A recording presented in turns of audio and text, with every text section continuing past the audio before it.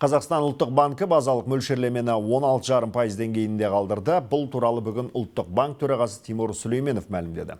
Оның айтуынша, мұндай шешім әлемдік экономиканың тұрақсыздығы мен жоғары инфляция аясында қабылданған. Айта кетсек, мамыр айында елдегі инфляция 11%-дан асып кеткен. Ұлттық банк басшысы инфляция мақсатты дәлізге 5,5-7-де 5% аралығында тек 2027 жылы оралады деп болжап отыр.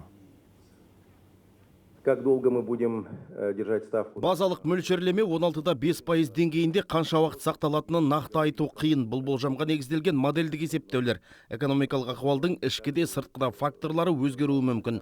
Дегенмен қазіргі аяқталған болжамдық кезеңге сәйкес базалық мөлшерлеме жыл бойы осы деңгейде қала береді деп күтілуде.